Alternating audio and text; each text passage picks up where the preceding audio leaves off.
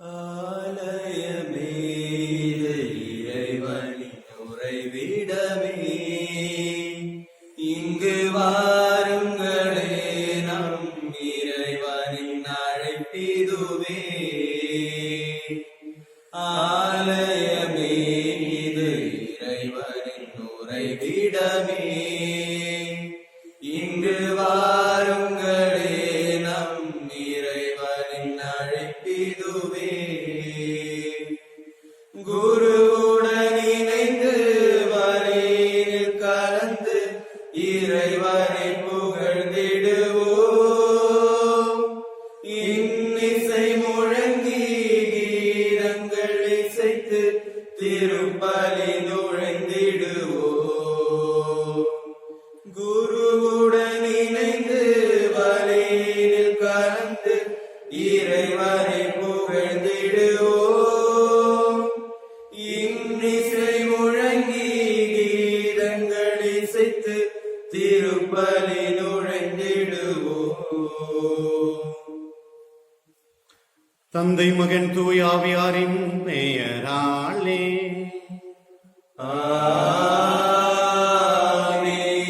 நம் ஆண்டவராகிய இயேசு கிறிஸ்துவின் அருளும் கடவுளின் அன்பும் தூயாவியாரின் நட்புறவும் உங்கள் அனைவரோடும் இருப்பதாக. ஆன்மாவோடும் இருப்பதாக. இயேசுவில் மிகவும் பிரியமான அன்பு பெற்றோர்களே, அன்பு குழந்தைகளே, உங்கள் அனைவருக்கும் காலை வணக்கத்தை தெரிவித்துக் கொள்கிறேன். Good morning to everybody. Good morning. நம்மளுடைய ஊடகத்தின் மூலமாக திருப்பலியில் நாம் பங்கு பெறுகின்றோம்.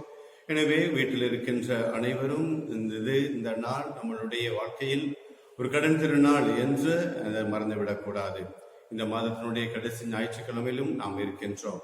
இந்த ஆகஸ்ட் மாதத்தில் ஆண்டவர் செய்த அனைத்து நன்மைகளுக்காக நன்றி கூறுவோம். இன்றையும் இந்த ஊடகத்தின் மூலமாக ஆண்டவருடைய ஆலயத்தை நாம் பார்க்கிறோம் என்றால், பீடத்தை நாம் பார்க்கிறோம் என்றால், எந்த விதமான குறைவும் இல்லாமல் கடவுள் நம்மை காப்பாற்றி இருக்கின்றார். எனவே நாம் நன்றி கூறுவோம். அதே சமயத்தில் இந்த ஆகஸ்ட் மாதத்தில் நாம் செஞ்ச பாவங்கள், பொல்லாப்புகள், குற்றங்கள், நம்மளுடைய ஆன்மாவுக்கு விரோதமான காரியங்கள் செஞ்சு நம்மளுடைய ஆன்மாவை பாவத்திற்கு இட்டு சென்றிருந்தோம் என்றால் இந்த நேரத்தில் மன்னிப்பு கேட்க வேண்டும். நம்மளுடைய குடும்பத்தில் பக்தி முறைகள் எவ்வளவு அதிகமாக வளர்ந்திருக்கிறது என்றால் நன்றி கூறுவோம். ஒருவேளை குறைந்திருக்கிறது என்றால் ஆண்டவரிடத்தில் மன்னிப்பு கேட்டு மீண்டும் ஆண்டவருடைய ஆன்மீக காரியங்களில் ஈடுபட நாம் முயற்சி செய்ய வேண்டும். அதே சமயத்தில் இதோ நாளை மறுதினம் செவ்வாய்க்கிழமை செப்டம்பர் மாதத்தை நாம் துவங்க இருக்கின்றோம். செப்டம்பர் மாதம் அன்னையினுடைய பிறந்த நாள் கொண்டாடக்கூடியதும் நம்மளுடைய ஆலயத்தினுடைய திருவிழாவை கொண்டாடக்கூடிய மாதமாகவும் அமைகின்றது. எனவே இந்த மாதத்தில் நாம் செய்யக்கூடிய அனைத்து காரியங்களுக்காகவும் நாம் ஜெபிப்போம். ஆண்டவர் சொல்லுகிறார், உன் சிலுவையை சுமந்து கொண்டு என்னை பின்பற்று, நீ என்னுடைய சீடன் என்று. எனவே நம்மளுடைய குடும்பம், நம்மளுடைய அந்தஸ்து, நம்மளுடைய பலவீனம், நம்மளுடைய பலம், இவைகள் தான் நம்மளுடைய சிலுவைகள். இந்த சிலுவைகளை நாம் சரியாக சுமக்கின்றோமா அல்லது ஏனதானோம் என்று சுமக்கின்றோமா? யோசித்து இவ்வழியில் பங்கு பெறுவோம். எல்லாம் வல்ல இறைவனிடமும் சகோதர சகோதரிகளை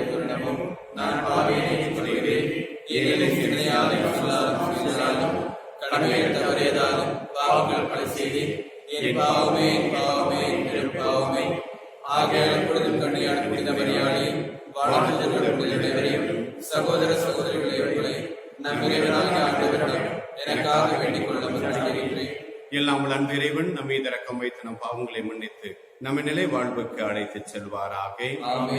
ஆண்டவரே இரக்கமாயிரும். கிறிஸ்துவே இரக்கமாயிரும். ஆண்டவரே இரக்கமாயிரும். உன்னதங்களிலே கடவுளுக்கு மாட்சி உண்டாகுக. உம்மை புகழ்கின்றோம், உம்மை வாழ்த்துகின்றோம், உம்மை ஆராதிக்கின்றோம், உம்மை மாட்சிப்படுத்துகின்றோம். முதன்மையான மாட்சியின் பொருட்டு உமக்கு நன்றி கூறுகிறோம். ஆண்டவராகிய இறைவா, வானவர் அரசரே, எல்லாம் வல்ல தந்தையாகிய இறைவா, ஒரே மகனாக உதித்த ஆண்டவரே இயேசு கிறிஸ்துவே, ஆண்டவராகிய இறைவா, இறைவனின் செம்மறியே, தந்தையின் திருமகனே, உலகின் பாவங்களை போக்குபவரே, எங்கள் மேல் இரக்கமாயிரும். உலகின் பாவங்களை போக்குபவரே, எங்கள் மன்றாட்டை ஏற்றுக்கொள்ளும். தந்தையின் பலப்பக்கம் விட்டிருப்பவரே, எங்கள் மேல் இரக்கமாயிரும். ஏனெனில் இயேசு கிறிஸ்துவே, நீ ஒருவரே தூயவர், நீ ஒருவரே ஆண்டவர், நீ ஒருவரே உன்னதர், தூய ஆவியாரோடு தலையாகி இறைவனின் ஆட்சியில் இருப்பவர் நீரே. ஆமென். ஜெபிப்போமாக. ஆற்றல் வாய்ந்த இறைவா, சிறந்தவை அனைத்தும் நிறைந்தவரே, உம்மீது நாங்கள் உள்ளார்ந்த அன்பு கொள்ள செய்தருளும். அதனால் எங்களது சமய பற்றை வளர்த்து நன்மைகளை பெருக செய்து நீர் எங்களில் கருத்துடன் உருவாக்கியதை பராமரித்து காத்தருள்வீராக. உம்மோடு தூயாவியாரின் ஒன்றிப்பில் இறைவனாம் என்றென்றும் வாழ்ந்து ஆட்சி செய்கின்ற அவர் வழியாக உம்மை மன்றாடுகின்றோ.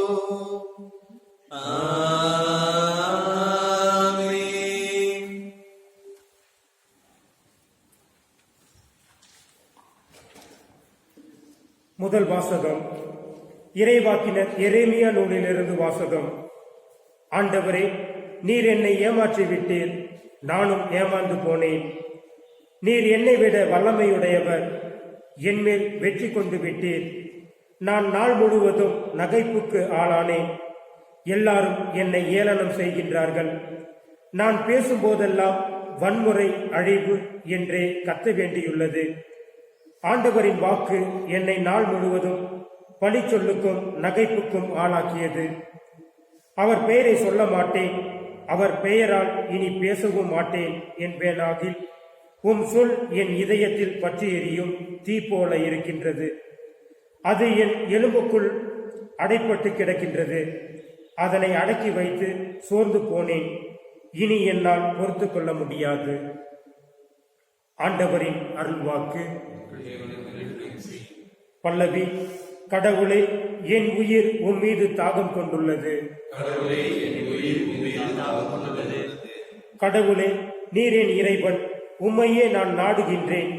என் உயிர் உம் மீது தாகம் கொண்டுள்ளது. நீரின்றி வறண்ட தரிசு நிலம் போல என் உடல் உமக்காக ஏங்குகின்றது. பல்லவி. கடவுளே, என் உயிர் உம் மீது தாகம் கொண்டுள்ளது. ஏனெனில் நீர் எனக்கு துணையாய் இருந்தீர். உம் இறக்கைகளின் நிழலில் மகிழ்ந்து பாடுகின்றேன். நான் உம்மை உறுதியாக பற்றி கொண்டேன். உமது வழக்கை என்னை இறுக பிடித்துள்ளது. பல்லவி.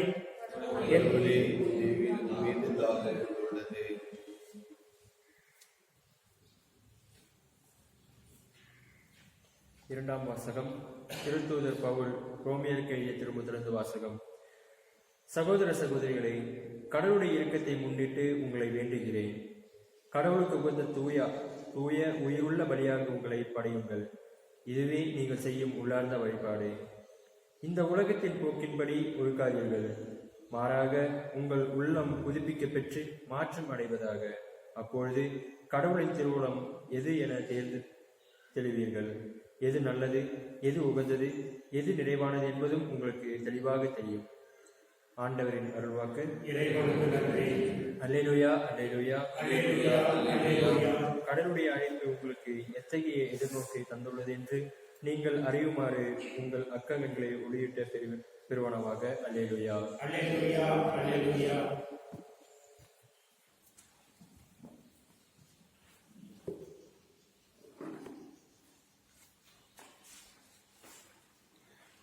ஆண்டவர் உங்களோடு இருப்பாராக. புனித மத்தேயு எழுதிய பரிசுத்த நற்செய்தியிலிருந்து வாசகம். அதிகாரம் 16, இறைவசனங்கள் 21 துவங்கி 27 முடிய. அக்காலத்தில் தாம் எருசலேமுக்கு போய் மூப்பர்கள், தலைமை குருக்கள், மறைநூல் அறிஞர்கள் ஆகியோரால் பலவாறு துன்பப்படவும் கொலை செய்யப்படவும் 3ஆம் நாள் உயிருடன் எழுப்பப்பட வேண்டும் என்பதை தம் சீடருக்கு அந்த நேரம் முதல் எடுத்துரைக்க தொடங்கினார். பேதுரு அவரை தனியே அழைத்து கடிந்து கொண்டு, ஆண்டவரே, இது வேண்டாம், இப்படி உமக்கு நடக்கவே கூடாது என்றார். ஆனால் இயேசு பேதுருவை திரும்பி பார்த்து, என் கண் முன் நில்லாதே சாத்தானே, நீ எனக்கு தடையாய் இருக்கிறாய். ஏனெனில் நீ கடவுளுக்கு ஏற்றவை பற்றி எண்ணாமல் மனிதருக்கு ஏற்றவை பற்றியே எண்ணுகிறாய் என்றார். பின்பு இயேசு தம் சீடரை பார்த்து, என்னை பின்பற்ற விரும்பும் எவரும் தன்னலம் துறந்து தம் சிலுவை தூக்கி கொண்டு என்னை பின்பற்றற்றும். ஏனெனில் தம் உயிரை காத்துக்கொள்ள விரும்பும் எவரும் அதை இழந்து விடுவர். மாறாக என் பொருட்டு தம்மையை அழித்துக் கொள்கிற எவரும் வாழ்வடைவர். மனிதர் உலகம் முழுவதையும் ஆதாயமாக்கி கொண்டாலும் தம் வாழ்வையை இழப்பார் எனில் அவருக்கு கிடைக்கும் பயன் என்ன? அவர் தம் வாழ்வுக்கு ஈடாக எதை கொடுப்பார்? மானிட மகன் தம் தந்தையின் மாட்சியோடு தம் வானக தூதர்களுடன் வரப்போகிறார். அப்பொழுது ஒவ்வொருவருக்கும் அவரவர் செயலுக்கேற்ப கைமாறு அளிப்பார். ஆண்டவரின் அருள் வாக்கு.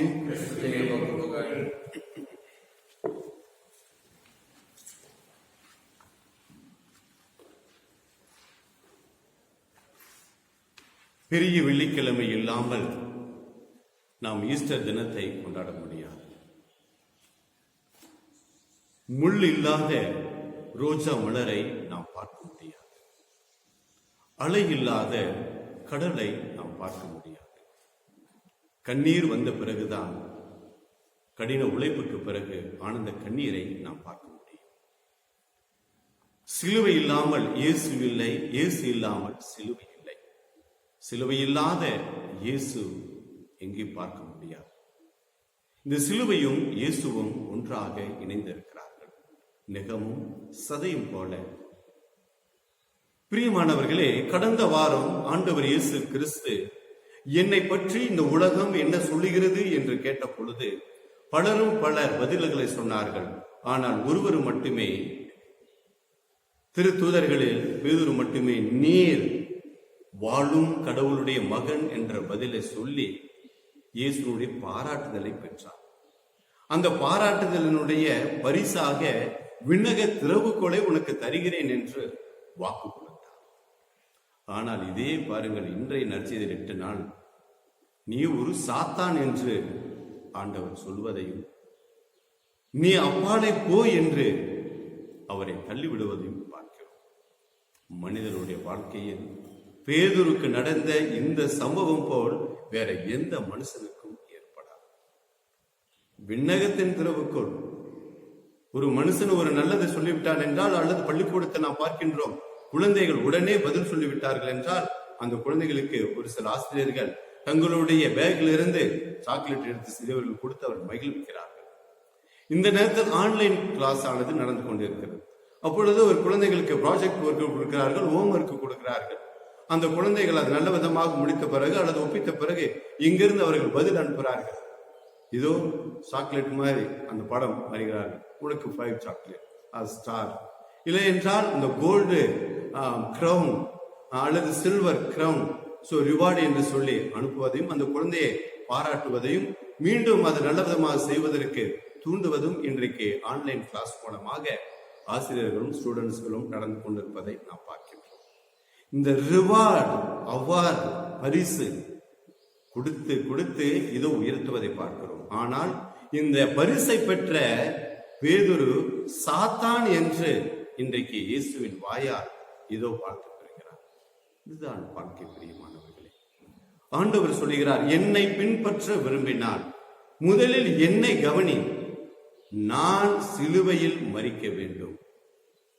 எனவே நீரும் என்னை போல என்னுடைய சீடனாக இருக்க விரும்பினார், நீ என்னை பின்பற்ற விரும்பினார், முதலில் உன்னை நீ உன் சிலுவையை சுமந்து கொண்டு என்னை பின்பற்று என்று கூறுகிறார். உன் சிலுவையை சுமந்து கொண்டு என்னை பின்பற்று. ஆண்டவர் நமக்கு சிலுவை கொடுப்பதில்லை. இந்த சிலுவை என்பது அவருடைய காரியங்களை, அவருடைய நற்செய்தியை நாம் வாழ வேண்டும் என்றால் நாம் இந்த உலகத்தில் சிலுவைகளை சுமக்க வேண்டும். நற்செய்தி என்ன சொல்லுகிறது? சப்போஸ் குடும்பத்திலிருந்து எடுத்துக்கொள்வோம் அல்லது வாலிப பிள்ளைகளிலிருந்து எடுத்துக்கொள்வோம். குடும்பத்தில் எடுத்துக்கொண்டோம் என்றால் திருமணம் தான் முதலில் ஒரு குடும்பம் அமைவதற்கு பயன்படுகிறது. எனவே அந்த திருமணம் இல்லை என்றால் குடும்பம் இல்லை, குடும்பம் இல்லை என்றால் இந்த திரு அவை இல்லை. எனவே இந்த குடும்பம் அமைவதற்கு முதலில் ஒரு ஆணும் ஒரு பெண்ணும் கணவனாக மனைவியாக இணைய வேண்டும். அப்படி இணைகின்ற பொழுது அவர்கள் ஆலயத்தில் கொடுக்கின்ற வாக்குறுதி, வாழ்நாள் முழுவதும் உமக்கு நான் பிரமாணிக்கமான கணவனாக பிரமாணிக்கமான மனைவியாக இன்பத்திலும் துன்பத்திலும் அனைத்து காரியங்களிலும் நான் உனக்கு பிரமாணிக்கமாக இருப்பேன் என்று இதோ உடன்படிக்கை சைனானது இடுகின்றோம். அடுத்தது கேட்கிற கேள்விக்கு, எங்களுக்கு பிறக்கின்ற குழந்தைகளுக்கு நல்ல தாயாகவும் தகப்பனாகவும் இருப்போம் என்று மீண்டும் உடன்படிக்கை சைன் பண்ணுகின்றோம். ஆனால் இந்த உலகத்தில் இது பெரிய ஒரு சிலுவையாக இருக்கிறது. கொஞ்ச நாள் நம்மளுடைய வாழ்க்கை நன்றாக ஓடிக்கொண்டிருக்கும். எங்கேயாவது ஒரு தடை கற்கள் வருகின்ற பொழுது, ஒரு உடல் ஆரோக்கியம் இல்லாமல் வருகின்ற பொழுது, ஒரு பொருளாதார குறைவு ஏற்படுகின்ற பொழுது, அல்லது சொந்த பந்தங்கள் ஏதாவது கேட்டு அவர்களுக்கு கொடுக்காமல் நாம் மறுக்கின்ற பொழுது பிளவுகளும் பிரச்சனைகளும் வரும். எனவே அதை நாம் நல்ல விதமாக எடுத்துக்கொண்டோம் என்றால் நமக்கு வெற்றி. இல்லை என்றால் அதுவே ஒரு பெரிய சிலுவையாக நம்மளுடைய சந்தோஷத்தை கெடுக்கின்ற சிலுவையாக மாறுகிறது. அப்ப குடும்பம் அதில் சிலுவைகள் இருக்கிறது. அதையும் தாண்டி நாம் நல்ல விதமாக எடுத்துக்கொண்டோம் என்றால் ஒரு பெரிய வெற்றியும் அமைகிறது. எனவே இயேசு சொல்லுகிறார், இதை நீ நல்ல விதமாக ஏற்றுக்கொள். அடுத்தது வாலிப பிள்ளைகள். இதோ வாலிப பிள்ளை ஓடி வந்து சொல்லுகிறான் ஒருவன், இதோ நான் முடிவில்லாத வாழ்வு பெற வேண்டும் என்றால் என்ன செய்ய வேண்டும் என்று. கட்டளைகளை கடைப்பிடி. வெரி சிம்பிளா சொல்றார். ஆண்டவரை இதை நான் வாழ்நாள் முழுவதும் சிறு வயதிலிருந்து கடைப்பிடிக்கிறேன் என்று அந்த வாலிப பையன் சொல்லுகிறான். உத்து பார்த்து சொல்றார், உன்னிடத்தில் இருக்கிற செல்வத்தை விற்று ஏழைகளுக்கு கொடுத்து விட்டு என்னை வந்து பின்பற்று, நீ நிலைவாழ்வை பெறுவாய். இந்த பதிலை கேட்ட உடனேயே அவன் சோகமாக நடந்து செல்கிறான். காரணம், உலக பற்று, உலக பொருள்கள் மீது நமக்கு ஆசை இருந்தது என்றால், நம்மளுடைய ஆன்மா அதில் இருந்தது என்றால் கண்டிப்பாக இயேசுவை நாம் பின்பற்ற முடியாது. அடுத்ததாக எதற்கெடுத்தாலும் கோபப்படுவது, எதற்கெடுத்தாலும் அழுகையை வைப்பது, அல்லது எதற்கெடுத்தாலும் சோகமாக உட்கார்ந்து கொள்வது, இனி எதுவுமே நடக்காது என் வாழ்க்கையில என்று இருந்தாலும் அந்த சிலுவையில் எல்லாம் நடக்கும் என்று யார் ஒருவர் முன்னுக்கு வருகிறார்களோ அவர்கள் தான் இயேசுவின் சீடர்கள். இயேசு சொல்லுகிறார், கோதுமை மணி மண்ணில் வீழ்ந்து மடிந்தால்தான் அது மிகுந்த பலனை கொடுக்கும் என்று. எனவே வாழ்க்கையில் நாம் கிறிஸ்து வாழ்க்கையில் அடிபட்டால்தான். எனவே நாம் பல ட்ரைனிங்களுக்கு நாம் ஆளாக வேண்டும். இந்த ட்ரைனிங் இல்லாமல், பயிற்சி இல்லாமல் நமக்கு வெற்றி இல்லை. ஆசிரியர் பயிற்சி, இன்னுமாக குருக்களுக்கு பயிற்சி, அல்லது விமான ஓட்டிகளுக்கு பயிற்சி, கப்பல் ஓட்டிகளுக்கு பயிற்சி, ஆர்மி நல்ல ஒரு படை வீரர்களுக்கு பயிற்சி, ராணுவ பயிற்சி, இதெல்லாம் சாதாரண பயிற்சி அல்ல, கடுமையான பயிற்சிகள்.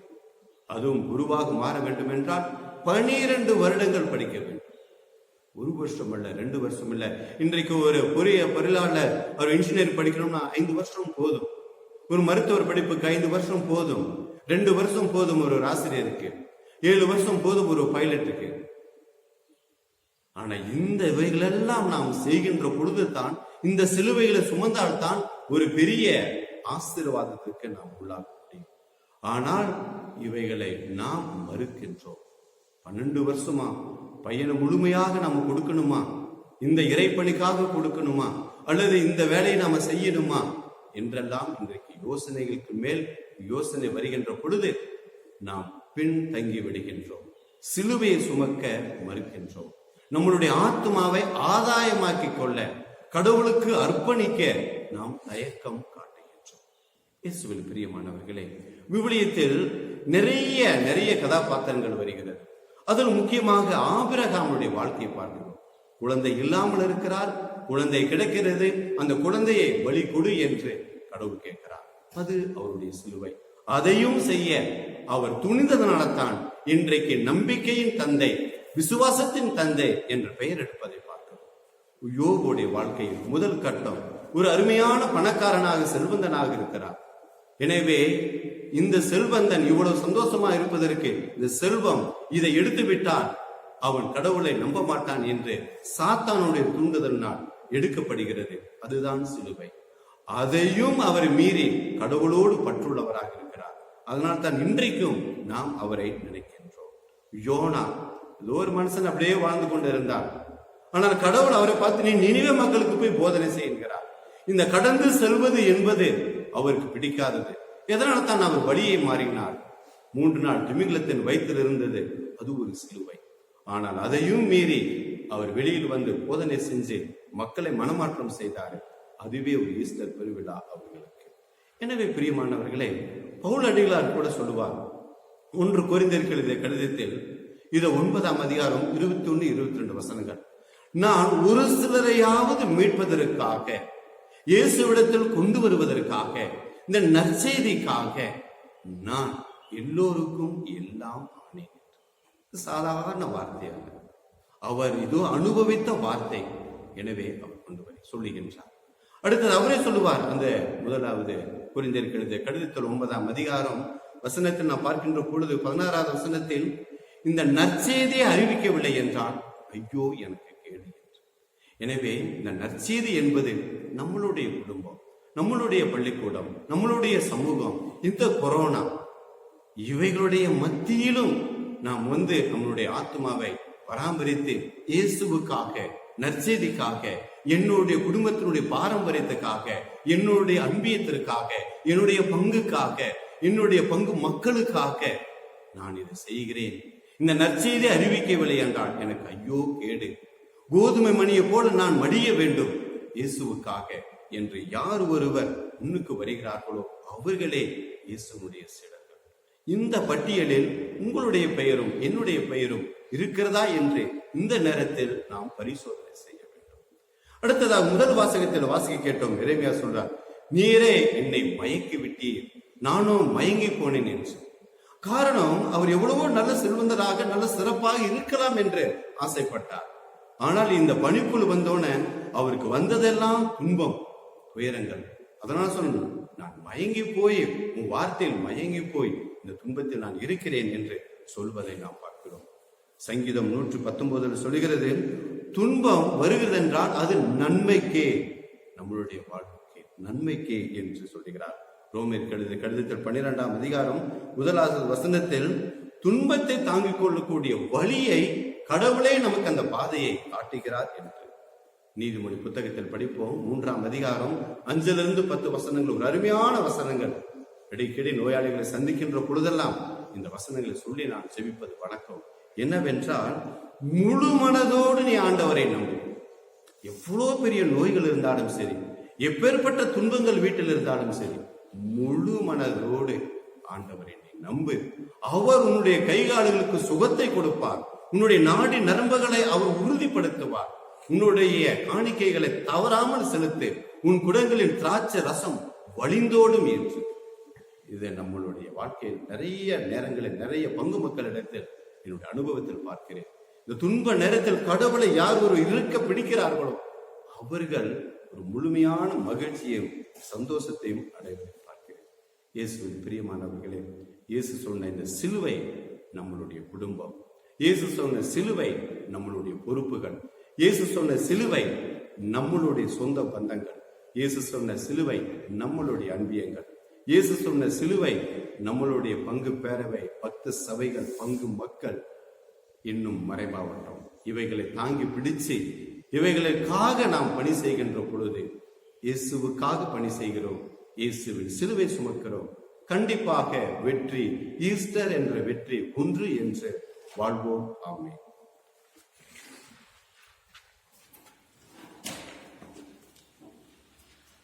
விண்ணகத்தையும் மண்ணகத்தையும் படைத்தவராம் எல்லாம் வல்ல தந்தையாகிய கடவுளை நம்புகிறேன். அவருடைய ஒரே மகனாகிய நம் ஆண்டவர் இயேசு கிறிஸ்துவை நம்புகிறேன். இவர் தூய ஆவியால் கருவுற்று கன்னிமரியால் பிறந்தார். பொதுவழியாக பாடுபட்டு சிலுவையில் செய்யப்பட்டார். பாதாளத்தில் இறங்கி 3ஆம் நாள் இறந்தவர்கள் எழுந்திருந்தார். விண்ணகத்திலே நாம் எல்லாம் கடவுளை அங்கிருந்து வாழ்வதற்கு தீர்ப்பு வழங்கப்படுவார். தூய ஆவியால் நம்புகிறேன். பாவமன்னிப்பை நம்புகிறேன். உலகை நோய்ப்பை நம்புகிறேன். நிறைவாழ்வை நம்புகிறேன். ஆமென்.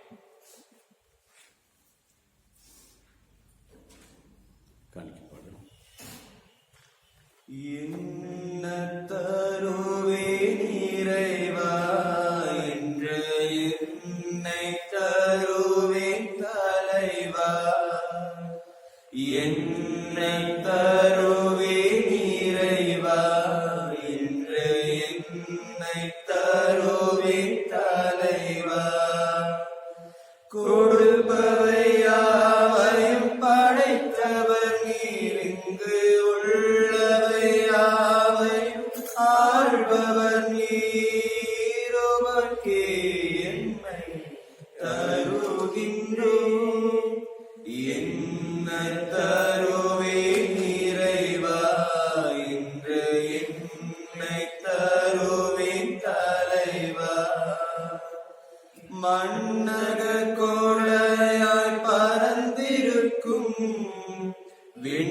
விண்ணகமுமது காணிக்கை மண்ணை நனைத்து மகிழ வைக்கும் மழைத்துளி உமது காணிக்கை மனம் தரும் செடியின் பூக்களில் எல்லா வண்ணங்கள் உமது காணிக்கை.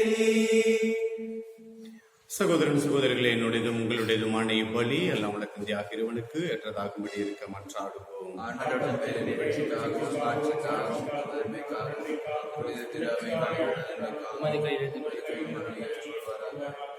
ஆண்டவரே, என்றும் புனிதமான இக்காணிக்கை மீட்பளிக்கும் ஆசியை எங்கள் மீது பொழிவதாக. இவ்வாறு அருளடையாள முறையொழுகளும் இப்பலி உமது ஆற்றலால் நிறைவு பெறுவதாக. எங்கள் ஆண்டவராகிய கிறிஸ்து வழியாக உம்மை மன்றாடுகின்றோ.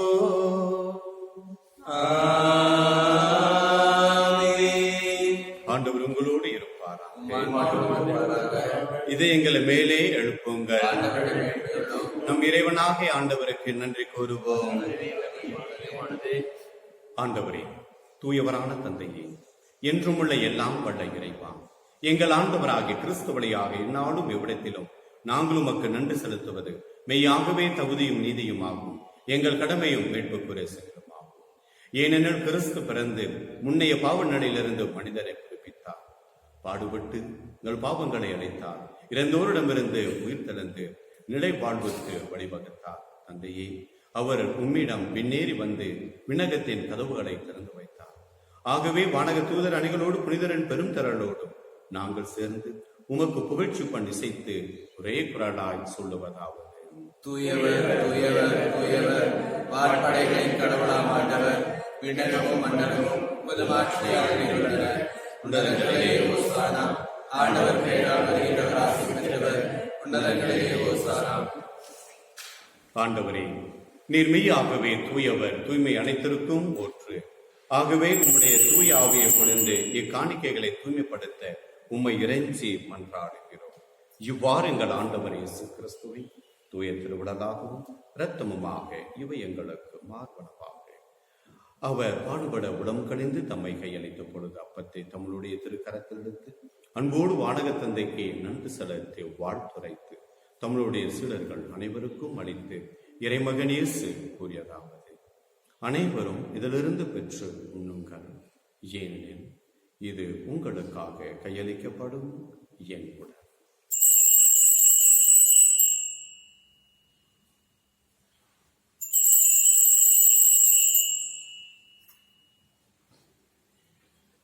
ஒவ்வொன்றுமே இரவு விருந்தை அருந்திய பின் கிண்ணத்தையும் எடுத்து மீண்டும் மக்கு நன்று செலுத்தி வாழ்த்துரைத்து தம் சீடர்களுக்கு அளித்து கூறியதாவது: அனைவரும் இதிலிருந்து பெற்று பருகுங்கள், ஏனெனில் இது புதிய நிலையான உடன்படிக்கைக்கு ஒரு என் ரத்தத்தின் கிண்ணம். இது பாவ மன்னிப்புக்கென்று உங்களுக்காகவும் பலருக்காகவும் சிந்தப்படும். இதை என் நினைவாக செய்யும்.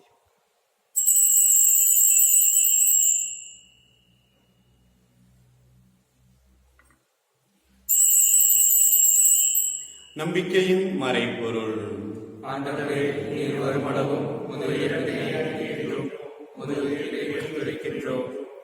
ஆகவே ஆண்டவரே, நாங்கள் கிறிஸ்துவின் இறப்பினையும் உயிர்ப்பினையும் நினைவு கூர்ந்து வாழ்வதரும் அப்பத்தையும் மீட்பளிக்கும் கிண்ணத்தையும் உமக்கு ஒப்புக் கொடுக்கிறோம். உம் திருமணன்று உமக்கு ஊழியம் புரிய தகுந்தவர்கள் நீங்களை ஏற்றுக்கொண்டீர். எனவே உமக்கு நாங்கள் நன்றி நல்கின்றோம். மேலும் கிறிஸ்துவின் உடலிலும் இரத்தத்திலும் பங்கு கொள்ளும் எங்களை தூய ஆவியானவர் ஒன்றுபடுத்த வேண்டுமென உம்மை தாழ்மையுடன் இறைஞ்சி மன்றாடுகின்றோம். ஆண்டவரே, உலகெங்கும் வரவிருக்கும் உமது திரு அவையை நினைவு கூர்ந்தோம். எங்கள் திருத்தந்தை பிரான்சிஸ், எங்கள் மறை மாவட்ட ஆயர் அமல்ராஜ், எல்லா திருநிலையினர் ஆகிய அனைவரோடும் உமது திரு அவை அன்பில் மேலும் உயிர்த்தலும் எதிர்நோக்குடன் துயிர் கொள்ளும் எங்கள் சகோதரன் சகோதரிகளையும் இறந்தோர் அனைவரையும் இரக்கத்துடன் நினைவு கூர்ந்த உமது திருமக ஒளியினுள் ஏற்றலும் எங்கள் அனைவர் மீதும் இரக்கமாயிரும். கடவுளின் கன்னித்தாயான புனித மரியா, அவருடைய கணவரான புனித யோசேப்பு, புனித திருத்துதர்கள், ஜீவடைகளும் உகந்தவராயிருந்த புனிதர்கள் அனைவருடனும் நாங்கள் நிலைவாழ் பங்கு கொண்டு தகுதி பெற்று உம் திருமகன் இயேசு கிறிஸ்து வழியாக உம்மை புகழ்ந்தேத்த வரமருள மன்றாடுகின்றோம். இவர் வழியாக இவரோடு இவரில் எல்லாம் வல்ல இறைவனாகிய தந்தையே, தூய ஆவியாரின் ஒன்றிப்பு எல்லா புகழும் மாட்சி என்றென்றும் உமக்கு உரியதே. ஆமென்.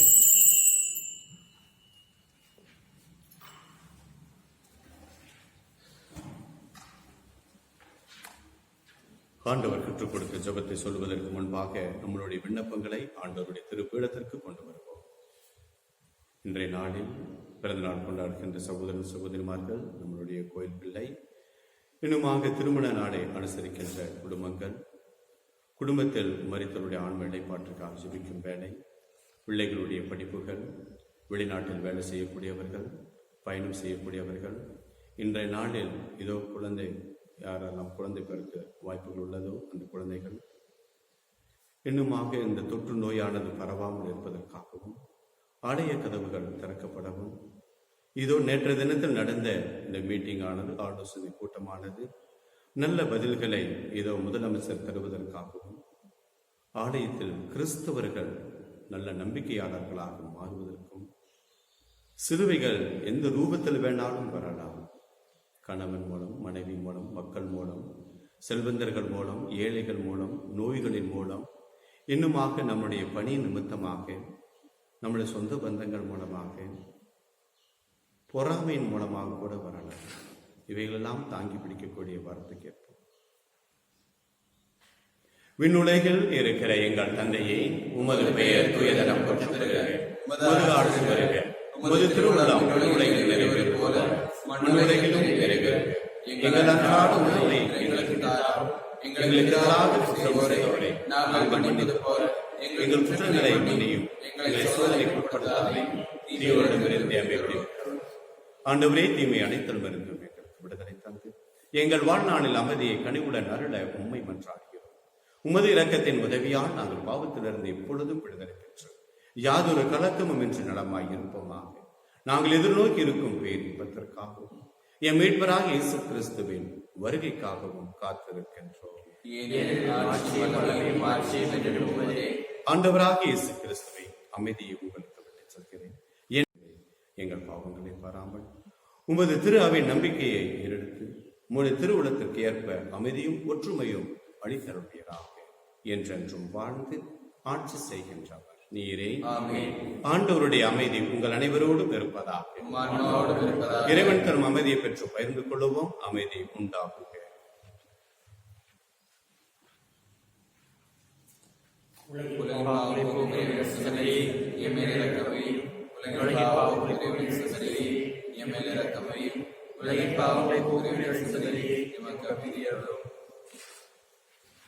இதோ நம் ஆண்டவர் இயேசு கிறிஸ்து உலகின் பாவங்களை போக்குகின்ற செம்மறி. இந்த செம்மறியின் திருவிருந்திற்கு அழைப்பு பெற்ற நாம் அனைவரும் பேர் பெற்றோம். ஆண்டவரே, உம்முடைய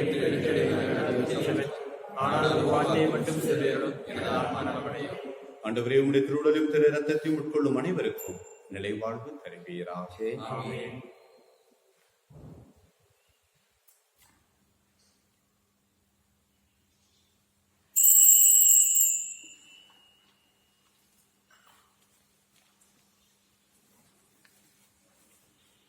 பிரியமானவர்களே, ஆண்டவர் இயேசு கிறிஸ்துவின் நற்பயனாளர் நம்முடைய ஆன்மாவை நிறைவேறுகிறார் என்ற நம்பிக்கையோடு ஆண்டவருக்கு நன்றி கூறுவோம். இளைஞர் ஆண்டுக்கான ஜெபம்.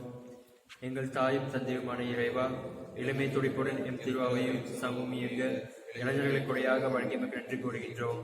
அவர்கள் இளைஞர் இயேசு உயிர்நாட்டுடன் இன்றும் வாழ்கிறார் என்பதை கண்டுகொள்வதற்கு தூய ஆவியாரை எம்மேல் பொழிவதற்காக நன்றி கூறுகின்றோம்.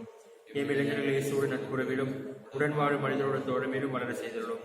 உடன் பயணிக்கும் மூதாதருடைய வழிநடத்தலில் மண்சார பண்பாட்டு வேர்களை பேணி காத்து தற்சார்பு பொருளாதாரத்தை உருவாக்க உறுதி தந்துள்ளோம். போதைப் பொருட்களுக்கும் தவறான செலவுகளுக்கும் இடம் கூடாமல் ஆற்றல் மிகு ஆளுமையை உருவாக்க செய்துள்ளோம். எம்மீன் ஊடகங்களை பொறுப்புடன் கையாண்டு உமது நற்செய்தி பணிக்கு பயன்படுத்தாரும். ஜாதி மத வேறுபாடுகளையும் பாலின பாகுபாடுகளையும் அகற்றி சமத்துவ சமூகம் படைக்க வழிகாட்டியுள்ளோம். இயற்கையோடு நல்லுறவு கொண்டு சுற்றுச்சூழலை பாதுகாத்து சமூக அக்கறையும் அரசியல் ஈடுபாடும் கொண்டு அழைத்தளித்திருந்து தெரிந்து கொள்ள துணைவை தந்துள்ளோம். இவ்வாறு இளைஞரேசின் மனநிலையில் ஆற்றலோடு மாற்றம் நோக்கி பயணிக்கும் நல்லிடங்களாக வாழ செய்கிறோம். ஆமென். ஜெபிப்போமாக. ஆண்டவரே, விண்ணக உணவால் ஒற்றம் பெற்ற நாங்கள் உம்மை வேண்டுகின்றோம். அதனால் இந்த அன்பின் உணவு எங்கள் இதயங்களை உறுதிப்படுத்தி எங்கள் சகோதரர் சகோதரிகளில் உமக்கு பணிபுரிய எங்களை தூண்டி எழுப்புவதாக. எங்கள் ஆண்டவராகிய கிறிஸ்து வழியாக உம்மை மன்றாடுகின்றோம்.